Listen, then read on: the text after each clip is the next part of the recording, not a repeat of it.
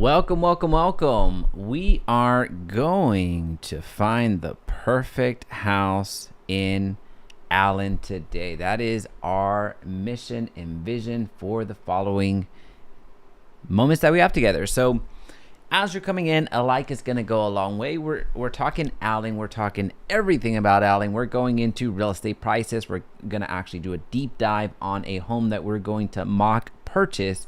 And what that means is we're going to look at the pictures. We're going to look at information on the listing to point out a few things that might be overlooked whenever you're searching for a home. I understand that sometimes the home buying journey can feel a little bit overwhelming, a little bit confusing, not necessarily knowing where to start. So we're going to address that right out of the gate. Then we're going to do a deep breakdown, or I should stop saying deep. So we're going to be doing a breakdown on several loans, so different ways to actually finance this purchase. That way we have clarity on what the purchase could mean for us when it comes to property taxes, interest, homeowners association, mortgage insurance, what is mortgage insurance, and everything in between. This is one of those things. Eli, what's up, Eli? Good seeing you. Sorry I'm a little bit late starting today. We're getting into Allen for today. We're going into Allen in we've just been hitting up some 5-star cities. I don't know what to tell you. We've talked about Frisco here this week. We talked about McKinney. We've talked about Plano. I think we haven't covered Plano yet. We've looked into Prosper, and now we're into Allen. So, I mean, these are 5-star cities. Allen is known for quite a few things, but I would say the biggest thing that Allen is known for is for national championships, state championships, and national as well. But Allen just has the Allen Eagles just are phenomenal at football. I don't know what to tell you. They just produce powerhouses. So we might cover that today if we have a little bit of time, but let's get into it. Let's find that perfect house to purchase in Allen, Texas, and dive right in. All right, so we are here in our online portal. This is going to give you direct access to the MLS. Now, we did link up our list of preferred homes in Allen, so that's already up and going if you want to check out the description along with the first comment and in the chat. So you're going to have access to the preferred homes in Allen as we see them, so you have no excuse not to purchase in Allen after we do this breakdown. All right, so let's go into this. Allen, Texas has 365 homes available for sale right now, and the average price point is $637. Now, to give you a comparison, to give you different comps, this is less than Prosper. So Prosper, the average price point there is about $900 to $1 million. And the average price point in Frisco, actually, I don't even remember it. I can tell you exactly. Frisco is $937. The city up north, McKinney, is slightly less expensive, and one of the reasons being is because there's a little bit more inventory, and McKinney still has some room to run. It still has some additional inventory, and some of the inventory is out a little bit further out of town, so those homes are selling at a more let's say affordable price. And then Plano, we'll compare it against Plano, which is right on par with what we saw in Allen. So Allen is, what was it? A little bit less than Plano. That makes sense. So we're going to click on Allen, and we're going to only look at single family residences. Again, we're going to find this perfect house in Allen, and we're going to go through it pretty quickly. So hopefully you are ready to go, because we're about to hit search. Now, if you are comfortable with Zillow or Realtor.com and those online portals, stay in those portals. That's completely okay. But the reason we like going with this particular website, which is linked down below, JaimeResendiz.exprealty.com, not only is it because it's my website, but also because this is directly tied into the MLS and gives us pretty updated information. Now, as we are thinking about where do we want to move, as we're thinking about where do we want to purchase, one of the first things that you'll want to consider is, what is your commute, right? So what is, do you need to go into the office? Do you need to go to a certain location? Are you out and about all of the time? What is your commute? What is that going to look like? If you're working from home, well, the commute might not be as important, but if you are going into a place, whether it's an office or a warehouse or manufacturing center, whatever the case may be, wherever you happen to work, how long is that going to take? Where do you need to be? That really dictates a lot of your decisions when it comes to housing. You certainly don't want to drive 2 hours if you can avoid it and afford it. But the first thing you'll want to consider is, the commute. So with Allen, you have two viable options in terms of getting down into Dallas-Fort Worth Metroplex. You're going to have Sam Rayburn Tollway over here, which is a toll road, but you also have access to 75, which will take you down to the heart of Dallas, and this is not a tollway. For the longest time, whenever I was in Dallas, whenever I moved to Dallas, like permanently in 2012, for the longest time I thought 75 was a toll road for whatever reason. So you would have me going, at that time I didn't have too much money, and you'd have me going down these roads just trying to save some money. But it was years after the fact that I realized that 75 was not a toll road. So here I was. There's been, I guess what I'm saying here is that I wasted a lot of hours in these roads trying to save a couple of dollars. Thankfully, that's not the case. Lord has blessed me abundantly, but just so you know, this video, just that data point alone would have saved me a ton of time and wouldn't have cost me any money. Either way, let's continue. So the first thing to consider whenever you're looking for a place to live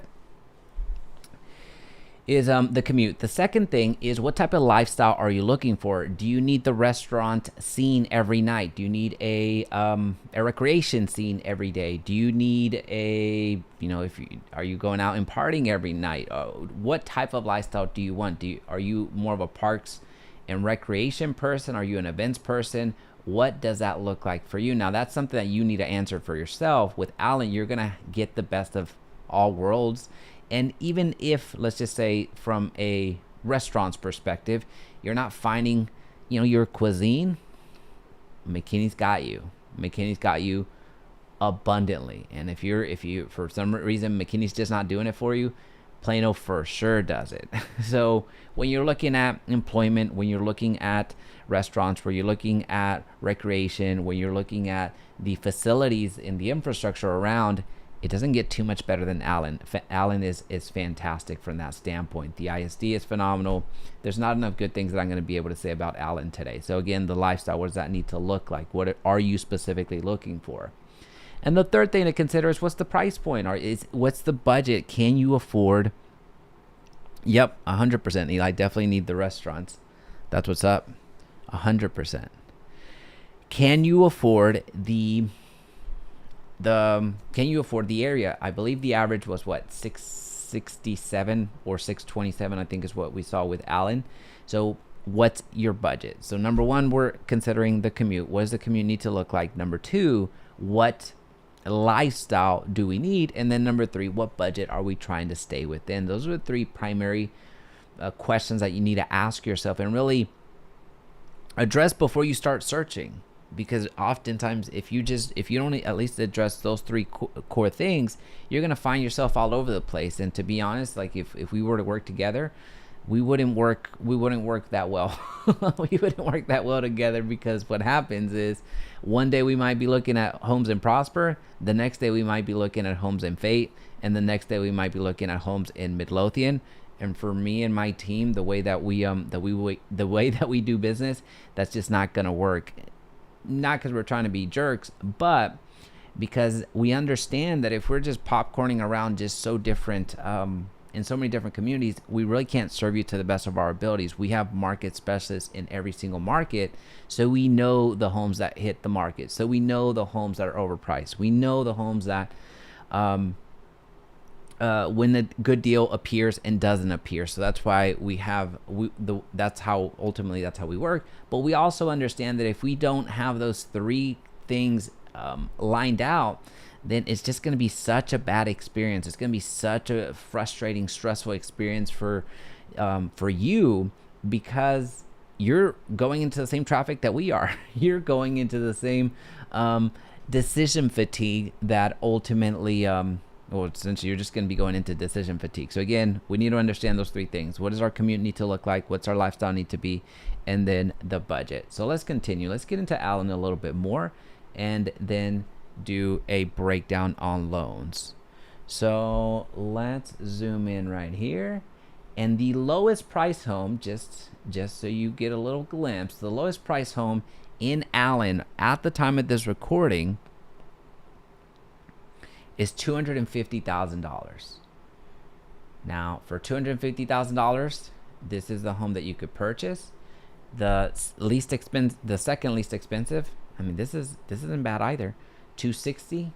So let's see how many homes are under $300,000. So under $300,000, on average, you're looking at about 1,100 square feet, and you're looking at on average 3 bedrooms, and on average about maybe 2 baths.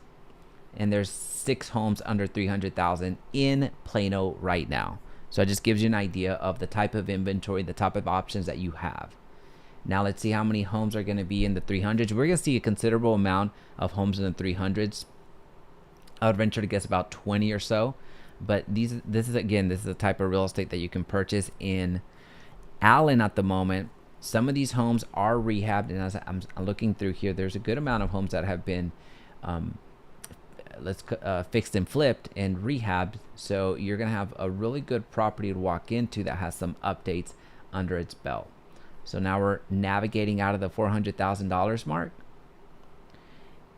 And really the sweet spot, I would say, when it comes to Allen at this point in time, it's going to be in the 400,000s for my money, in terms of the return on investment, in terms of access to the Allen schools, in terms of the type of real estate that you can purchase, and the options that you'll have with that type of money. Now, of course, the more expensive that you go, of course, you're going to have larger homes. Of course, you're going to have more options per se. But at the end of the day, again, what I'm looking for is where can my money go a little bit further? And it just seems that on the $400,000 range, some $400,000 to $500,000, that's where it seems to be hitting quite well.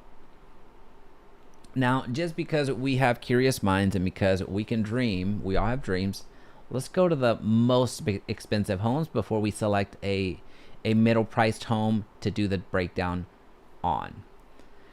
The most expensive home right now in the city of Allen is $7.249 million.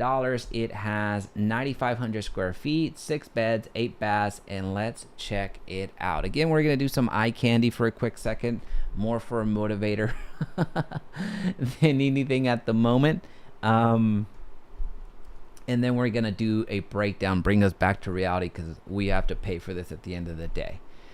We'll do the breakdown on probably around a $400,000 property or a $500,000 property. So right out of the gate, these entrances are phenomenal. So you see these little swing gate, well, it's not a swing gate, but these entrances always get me.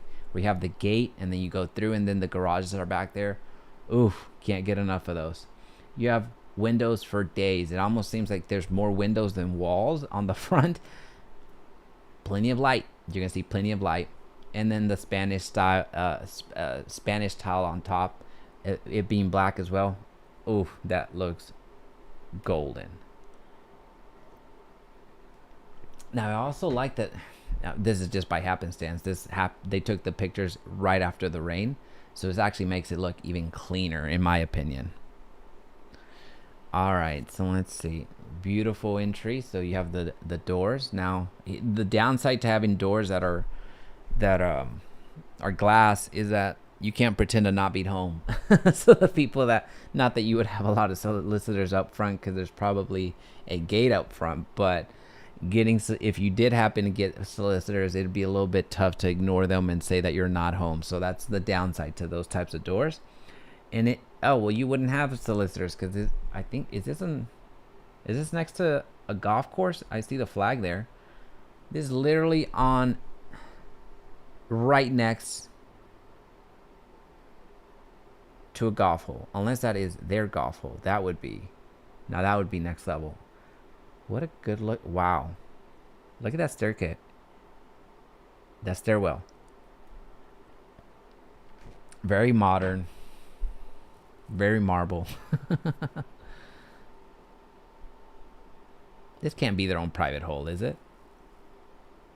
Okay, no, it's not. No, they just happen to be right next to the green. Okay.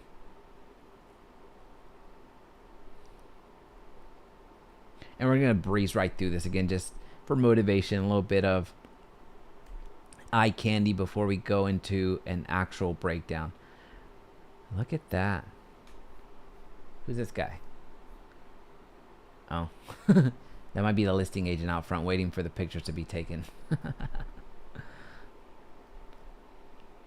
Look at those ceilings. What are those 30-foot ceilings? Insane. All that marble. Oof. How many islands? Check out how many islands they got. They got plenty of. They've got double faucets over here. They've got the range back there. They've got another island here. What a beauty. What a beauty. Almost done with the pictures, folks. Just we're gonna get to business soon, but we need some distraction. We need a little bit of pep in our step, and this will do it. Look at that closet. Man, I like high-end department stores don't look this good. Beautiful. You got the you're going over here to the west wing. It feels like there's probably the entertainment center over there. Now this bathroom's interesting. Look at that. I'd feel like it's almost too open in my opinion. Oh, and the pool's in the middle.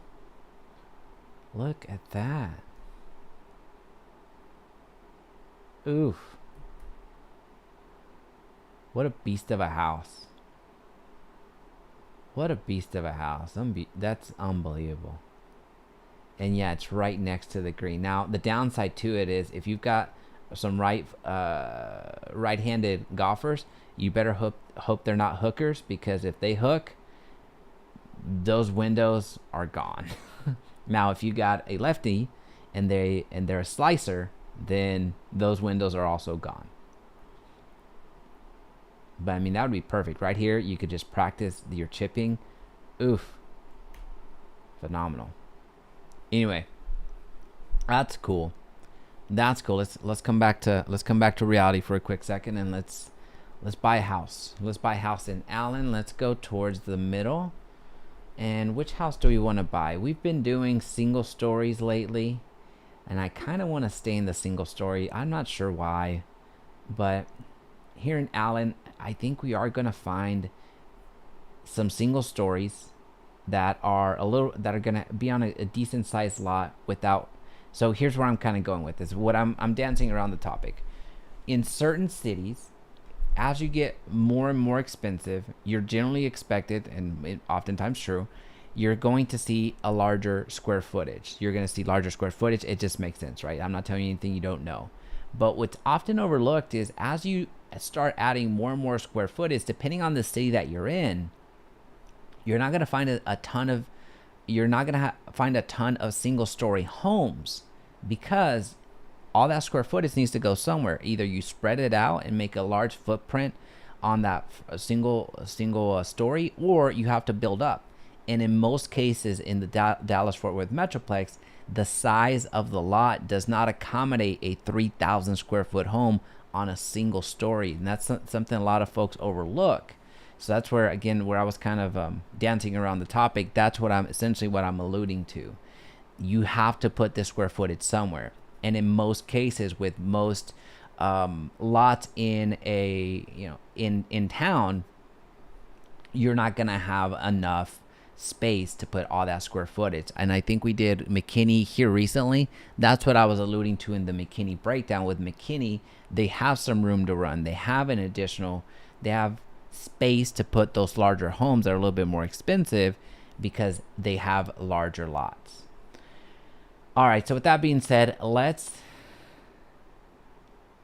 do, which one do we want? Do we want 2,800 square feet or 2,200 square feet?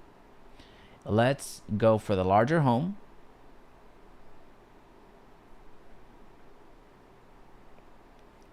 And check that out, because there's some interesting points that we can talk about when we're looking at a home that has two floors. So let's do a brief overview of if this is a home that we want to check out.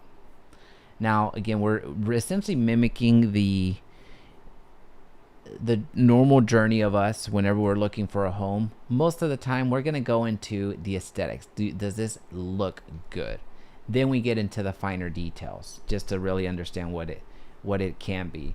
Now, of course, just with the size of the trees, you can tell that this is a more established neighborhood. This is not a new build. The style of the property already gives it away, but for sure, what gives it away are the size of those trees, and that those trees are phenomenal. All right. So one of the things that I'm seeing right now is the foundation.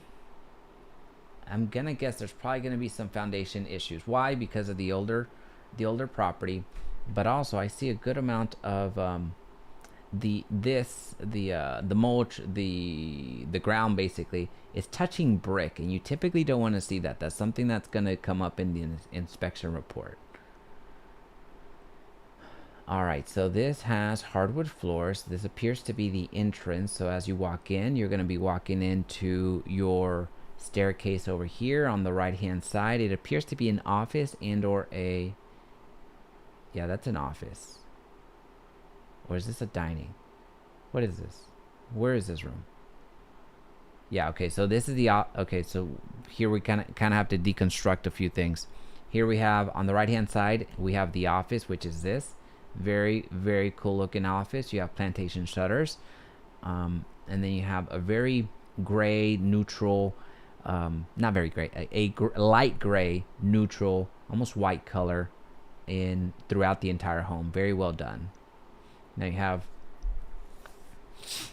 a pretty open kitchen. You have your island kitchen. So this has been updated. This has recently been updated based off of, I don't know what year this property is at the moment. We can look at it we're looking at a, 30-year-old property, 31-year-old property. So it has recently been updated. You know that because of this. Like, this is not a 30-year-old kitchen. You're looking at the updated lights. You're looking at the updated switches, I can't think of the actual word, but the light switches. There we go. Good looking property. Or good looking kitchen. You have your breakfast nook. Plenty of light over here. And then you have your fireplace. What a powerful looking fireplace. Now, just as a heads up, this used to be brick. This did not come this way. This was updated. This used to be brick. It was a little bit more traditional, and then they just absolutely crushed it with this design. You have lower ceilings, which is not a bad thing. It's just, it will appear a little bit more compressed or less room with lower ceilings as opposed to higher ceilings. But that comes with the territory, especially since you have the second floor upstairs. And this is one of the bedrooms. Very good sized bedroom. This appears to be a queen, if not king. Yeah, it's a queen.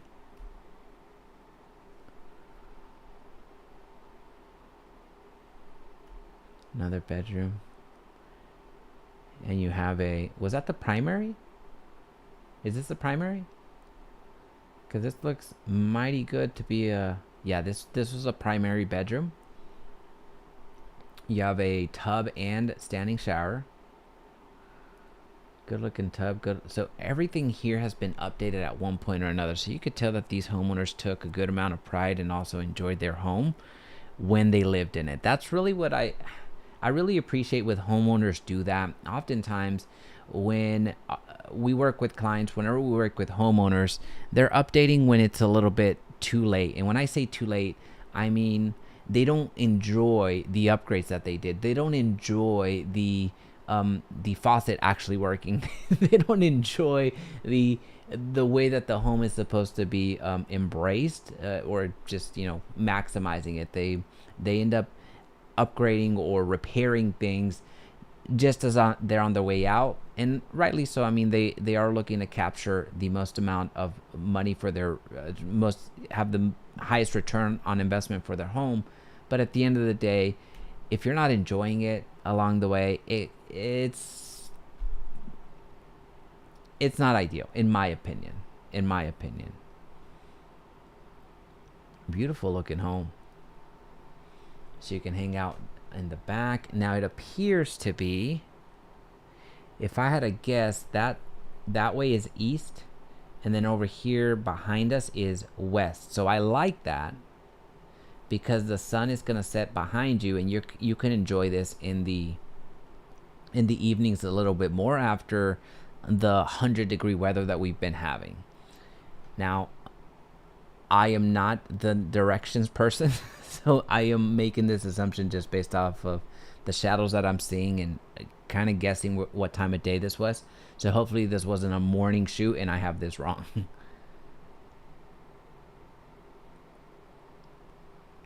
All right, so this angle kind of gives me the other vibe. So this might be west. So it's not as, I thought west was that way. Maybe west is this way, and then east is that way. But either way, you have enough cover here to where you can enjoy the backyard a little bit more at a reasonable time. So you have your rear entry garage is a 2-car garage. You have a privacy fence that looks like it has a lot of years left on it.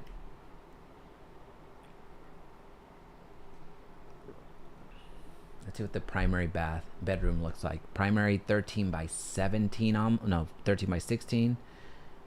You have your bedroom, the front bedroom, good size.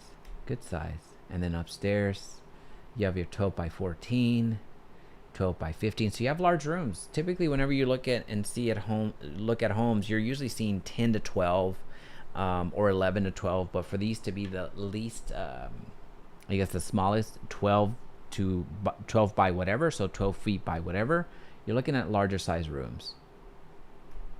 Good layout. All right, so let's buy this house. We have, we're looking at $550,000 in Collin County. I'm sorry, for this property in Allen, and it's in Collin County, which will be important for us as we do our calculation with property taxes. It's built in 1993. So at this point, I usually make the observation that after, let's see, where am I? I usually make the observation that within these 31 years that it's been in existence, you're usually looking on the usually looking at an HVAC unit that has been either recently done or recently purchased, or 5 to 6 years on it. Usually. So here, based off of all the quartz and all the quartz updates, like on the countertops, the new flooring, and all of the upgrades that they've done, I'm gonna have very little concern about the appliances and the units there. So here at this point, where you're usually looking at the second HVAC unit, you're usually working with the second or third water heater when you're looking at this age of the home. But just based off of all the updates that they've done over here and that we saw with our own eyes, I'm not going to be too concerned about the year built, given that functionally it's not a 1993 year. It's not a 31-year-old home. It feels more like a 2-year-old home based off of all of the updates. Taxes, don't get married to this number, because this number is what they are paying for property taxes, and that does not mean that's what you're going to be paying for property taxes. You're going to see that when we talk about property tax rates, homestead exemptions for property taxes, and then also assessed values. We had 4 bedrooms, we had 3 full baths, 2,800 square feet, and just a little bit larger than the average, an eighth of an acre. So here, an eighth of an acre is 0.125. So just a little bit beyond that, almost a fifth of an acre. So good size lot. The rest of the information we kind of already saw, so we're not going to be too worried about it. The only thing I want to look for at the moment is, so we have Allen ISD, that'll be important, but also, do we have an HOA here? HOA type, none. So this is not part of an HOA, which I personally like quite a bit. All right, anything else that would be important for us today? There is nothing else important for us at the moment. All right, so let's buy this. We are gonna look at this property, 550. We're gonna go over to our loan clarity advisor, and we're gonna give 3 financing options for this purchase. Now we're gonna go a little bit more exact, and by the way, this is linked down below, so you can check this out, or you can go directly to winthehouseyoulove.com, which is a YouTube channel that was created by Kyle Seagrace, who created this Loan Clarity Advisor tool that we use here internally all of the time. So we're just gonna type that in. We're gonna use exact amounts. If you don't feel too comfortable in replicating this, that is okay. I'm gonna walk you through how we come up with the property tax number, the homeowner's insurance number, and HOA, which is gonna be 0 for this property. If you're not comfortable with that, just use estimates and then go to Texas, and it'll give you reasonable estimates. But for our purposes today, we know how to calculate this information, so I'm gonna walk you through it so we don't get lost along the way. So as you're coming in, a like is gonna go a long way. If you have any questions, comments, concerns, please feel free to drop them in the chat. We are purchasing this Allen home today. All right, so property taxes, that's the first thing we gotta knock out. What are our property taxes going to be? As I mentioned, don't get married to this number because this is not your property taxes. This is not what you're gonna be paying. It's what the present homeowners are paying. You're gonna be paying something different. I can guarantee you that. So we gotta find out what that number could potentially be. So we gotta find one key important number right out of the gate. Allen, Texas property tax rate. That is a very important number that we need. So we're going to go directly to their website, to the City of Allen website, and see if they can give us that number. And right out of the gate, they do. Before I say something, they do. Fantastic. A plus, Allen. So here's why I'm saying what I'm saying. With property taxes in the Dallas-Fort Worth Metroplex, you're looking of about up to 5 different numbers that you need to find in order to get a accurate representation of what the property taxes are actually going to be for you. The first 3 tax rate numbers, so the 3 numbers that we need to look for, is going to be the city tax rate, the county tax rate, and the ISD tax rate. Those are going to be standard across every city in the Dallas-Fort Worth Metroplex without exception. No exceptions. City, county, ISD. Those 3 numbers are going to be factored in. You need to find those and add them together. Those 3 numbers, they have to exist.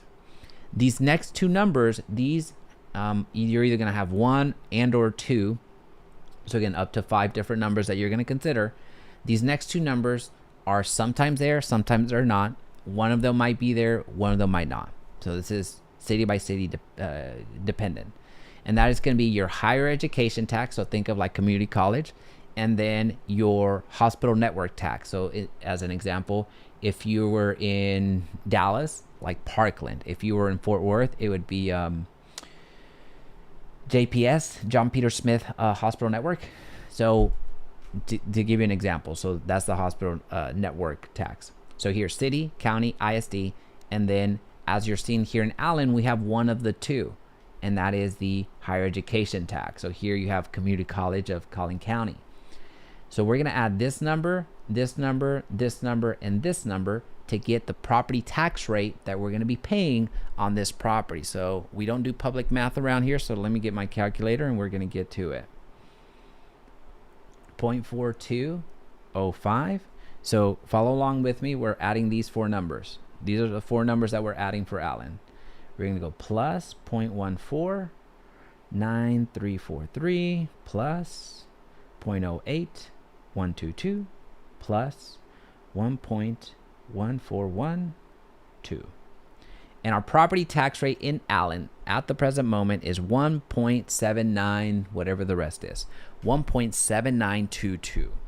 So what we're going to do is we're going to go over here and we're going to do a little bit of math real quick. I'm going to take this number.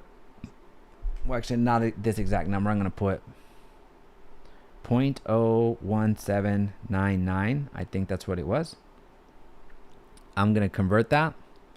And I'm going to multiply that times the market value. Now, one big distinction right now. This is the market value. This is what the homeowners are assuming the market rate is. And let's just pretend for our purposes that it is. Most likely, you're not going to be paying market value, what the actual value of the home is. Why is that the case? Well, you don't get assessed on the market value. You get assessed on the assessed value, or you don't get taxed at the market. You get taxed at the assessed value. The assessed value is going to be anywhere from 0.8 to 0.9% of, so 80 to 90 5, let's call it, percent of the market value, depending on how many exemptions you have, how well you protest property taxes, and things of the like. So for our purposes today, we're actually going to be using the market value, or what we think the market value is, of 550, just to have a conservative number that we're going to pay off of. And our conservative number is $9,894. You can't see that, it's not focusing. So it's $9,894. Notice that this is different than the $7,266. So here's the reality. The amount that you're actually going to pay for in property taxes is going to be somewhere in between this number, 7266, and this number of a conservative number of 9894. But for our purposes today, I like to overshoot it and go based off of the market value. One, because it's easier to understand. Two, eventually your home is going to go up in value. So I'd much rather give you a conservative number now than undershoot it dramatically, and then we're in 3 years from now we're having a different conversation of, well, my property taxes went up so high, I can't afford this. And that happens a lot, by the way. So our property taxes per month are going to be $825,000. Wow, $825. Does everybody know how we got to that math? I can re-explain it if we need to, but we're going to keep going. So this is how we got to the math. Mortgage insurance, not mortgage insurance. I'm sorry, I can't read. Monthly insurance. So this references the homeowner's insurance. So the homeowner's insurance is something that you're going to have, especially if you take out a loan. The lender's going to require that you have homeowner's insurance. Now we do an estimate here. Basically, we multiply 0.75%. This is just a number that we've seen, over and over again. So we multiply 0.75% times the value of the home and divide that by 12. So what we're going to do is, to make that math work, we're going to put 0.0075 times 550000, the value of the home. So that's $41.25 yearly in homeowners insurance. Divide that by 12, we get $344. So our monthly homeowners premium is going to be roughly $344. This is an estimate. You could get it lower, you could get it higher. It's just an estimate. This is a reasonable amount. We know that this home does not have an HOA, so we're not going to worry about it. They told us here, HOA type is none. So let's keep it moving and grooving. Now, as we're going to buy this property, remember, we're going to do 3 different scenarios. We're going to do conventional at 5%, FHA at 5%, and we're going to go with conventional again at 20%. So again, we're financing ourselves in 3 different ways, or 3 distinct ways, just giving you 3 different options, 3 different ways that you can purchase this property. So if we get a conventional loan, we can put as little as 3% down if it's our first property. But for our purposes today, we're going to use 5%. FHA, here again, the minimum down payment that you could put with an FHA product is 3.5%. So just a little bit more than the conventional. But for our purposes today, since so many of our clients purchase with 5% down, we're going to use 5% just to keep it pretty even, at least. From the conventional side, we're going to go back to the conventional side, but this time we're going to put 20% down. Now, why are we putting 20% down? That seems mighty specific. Well, one of the reasons is because there's this myth that you need 20% down to purchase a home. That is not a thing. The reason that 20% became so common and it's used so much is because that's more of a benchmark, where if you put less than 20% down, the lender is going to put mortgage insurance on you in the event that you default. And that mortgage insurance is something that you're going to be paying additional every single month. So you're paying what's called mortgage insurance. On a conventional loan, again, this gets triggered if we put less than 20% down. On a conventional loan, that mortgage insurance eventually goes away. With an FHA loan, that mortgage insurance does not go away. You're paying that until you pay off that loan or refinance or sell the property. So mortgage insurance does not go away with FHA. Mortgage insurance does go away with conventional as soon as you get to 20% equity. So that is the big difference. All right, so we see the amount that ends up being. If we put 5% down on this property, it's going to be $27,500. Same thing over here with the FHA product. But if we're putting 20% down, as you know, it just adds, that's a big number, $110,000 in down payment. The length of the loan is going to be the same, or traditionally it's going to be the same, of 30 years. You can do 15 years if you so choose, or 20 years if you want, but 30 years is the most standard, if you will. Now our interest rate is going to vary slightly, but for our calculation, we're going to keep it the same just to have as much apples to apples comparison. But just being completely candid, the interest rate is going to change depending on the amount that you put down and the type of loan that you receive. So what we're going to do is we're just going to shoot the average, and the average is going to be this. What is the interest rate right now for buying a home? We're just going to Google something like that, and we're going to go to bank rate, and we're going to see what it's doing right now. So right now, at the time of this recording, it's a Thursday, August 15th, and the average rate right now for a 30-year is 6.5%. Now, if we did a 15-year fixed, it's a 6%, so it's a little bit less. But we're going to do a 6.5 30-year as our estimate. So we're going to say, we're going to assume a 6.5 interest rate across the board. Again, in reality, in like true reality, these numbers will change. So the reason that we're building these options the way that we are is just so you see the differences between the loan products, but also as you are going through your home buying journey, I want you to compare rates against other lenders. I want you to compare the Chases of the world to the Rocket Mortgages of the world, to the Allied First Banks of the world. Hint, hint, check them out. Allied First Banks of the world, and see which one ultimately charges you less for that loan.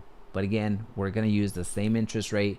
We're making a lot of assumptions that we're going to get this rate anyway. Points. What are points? Points are essentially you buying down the interest rate. So a point, let's just say you got the par value of 6.5%, meaning that's what they're going to charge you, but you have the option of buying down the point. So if you buy down 1 point, roughly,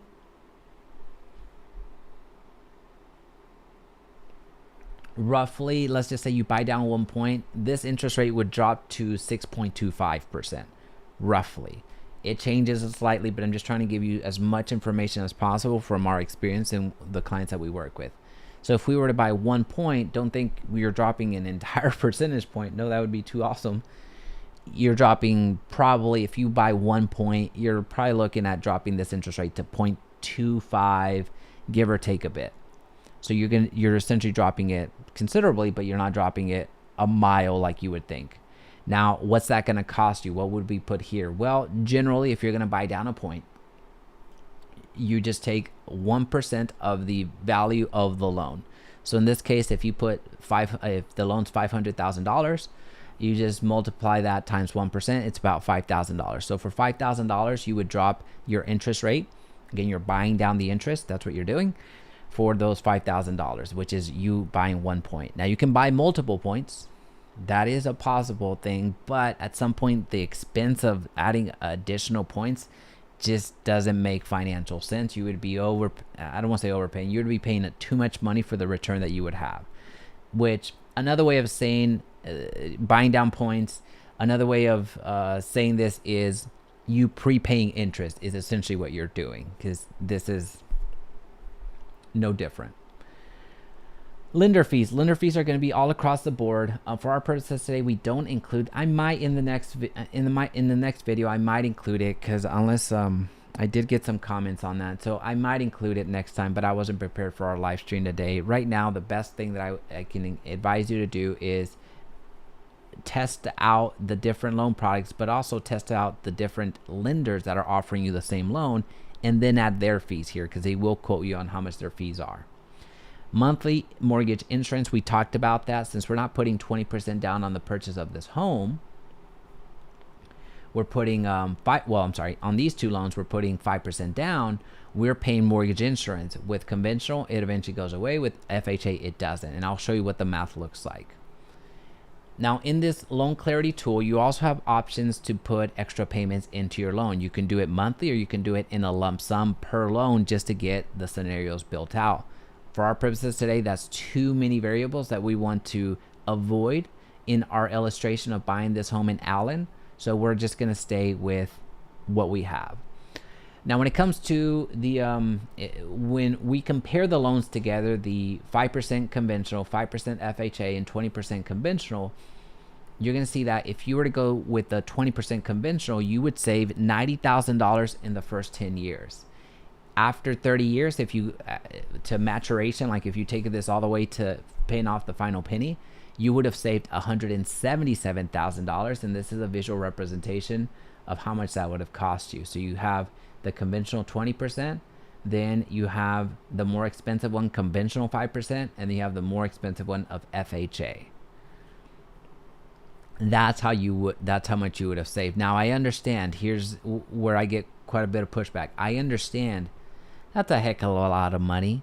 If we're not in that position to put 20% down, then we're not, right? So, but we have the option of buying a home. It doesn't have to be 20% down. You don't have to wait for that to happen and then wait for prices to continue just to skyrocket and get out of your reach.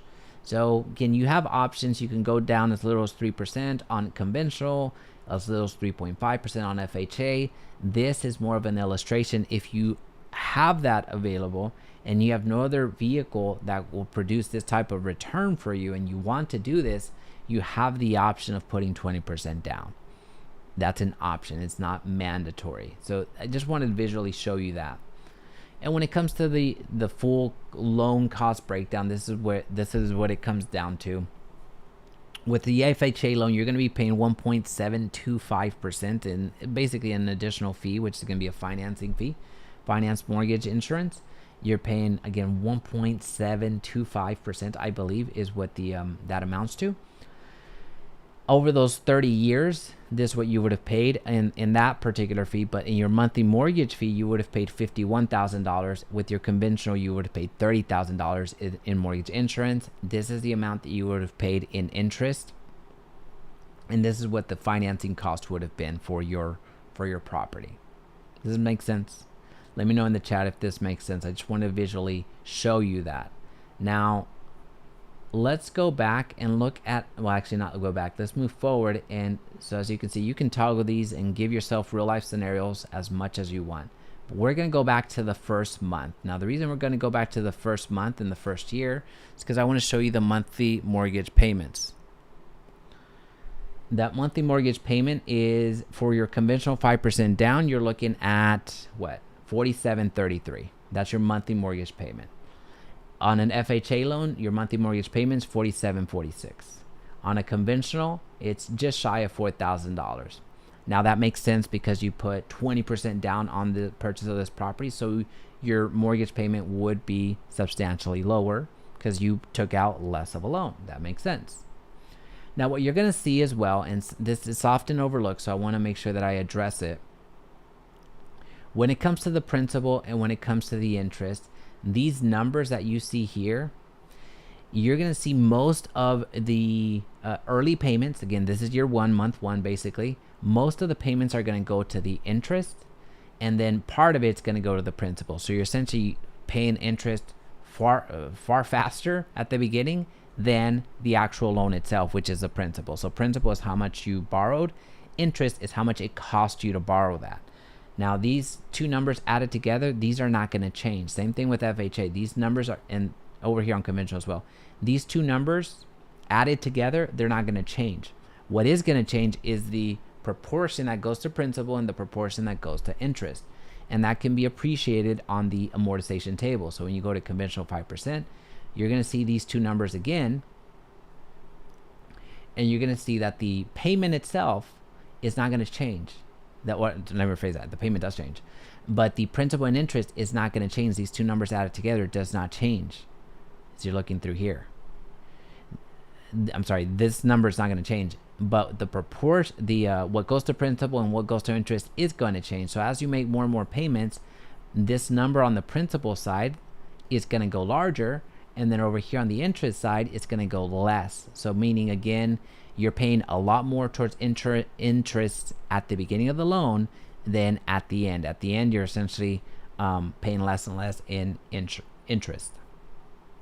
So I wanted to call that out because that becomes a point of contention sometimes.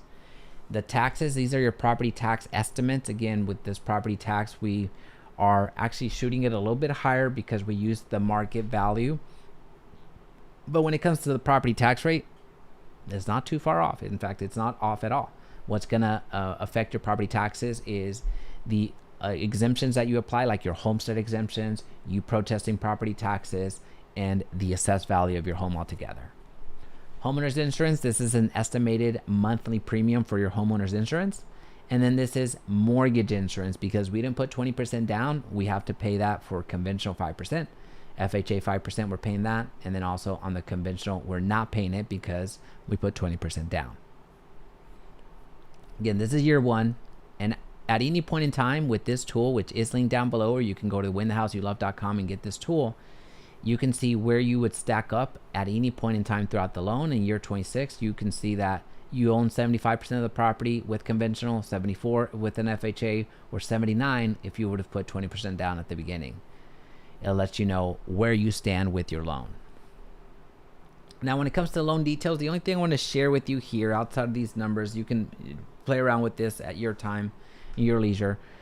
I want to show you where mathematically where the mortgage insurance falls off with the conventional 5%. With the conventional 5%, mathematically the MI, the mortgage insurance, falls away after 10 years. Now, this is not factoring in appreciation. As your home continues to grow up in value, then your mortgage insurance falls off a little bit quicker. There's certain instances where the appreciation just went so high that after 6 years, some of these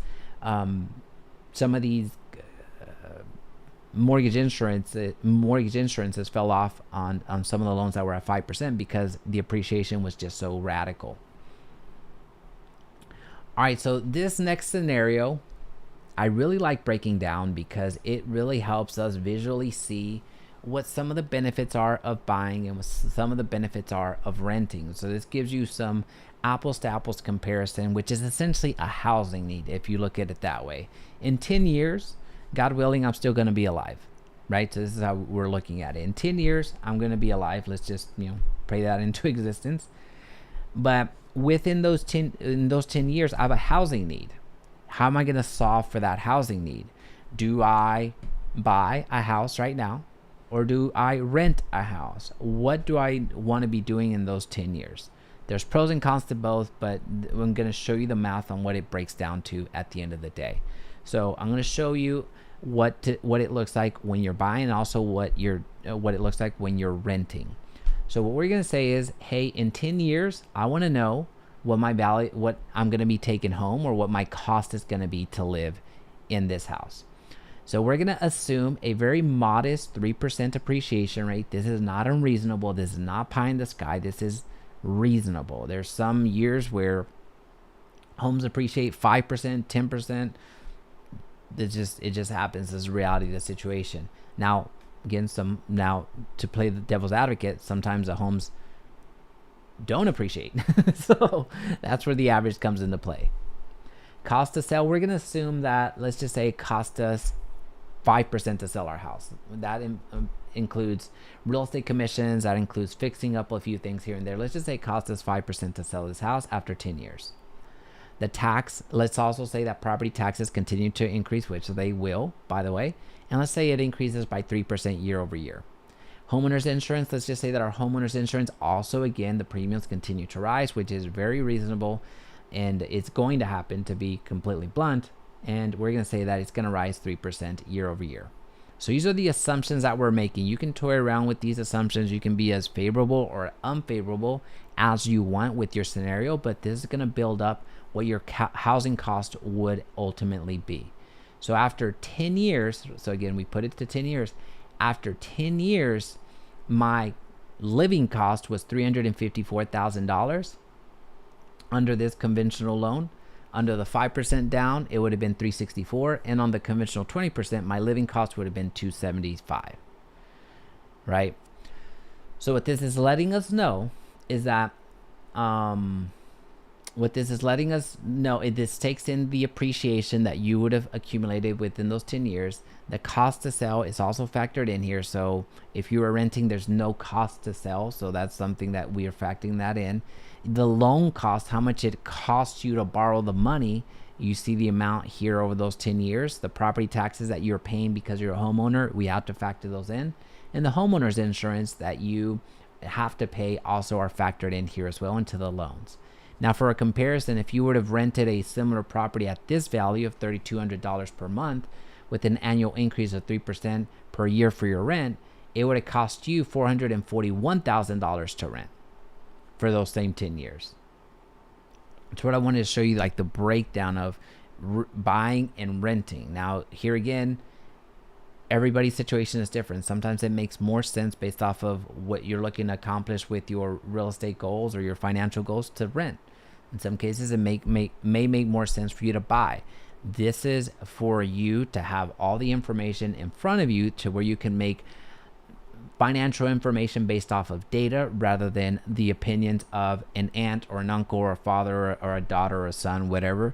This is letting math do its thing. But anyway, this is what it looks like. This is what it would end up being if you're looking to purchase a home in Allen. In this particular case, we did the breakdown on the property in Allen. That was $50,000. We factored in the purchase price for sure, the monthly, factor in the monthly mortgage payment, the property taxes, the insurance, and everything in between. Now, if there's a city that we have not covered, let us know. We've gone through Allen, Prosper, McKinney, Frisco, Richardson. But if we have not covered a city that you're interested in purchasing, let us know in the comment section down below. Gladly take care of it. But in the meantime, if we can help you buy or we can help you sell, or if you'd like to have one of our team members do a personalized walkthrough of what your current situation would look like, our information is linked down below. Feel free to schedule a discovery call with us. Outside of that, I'll see you on the next video. Bye.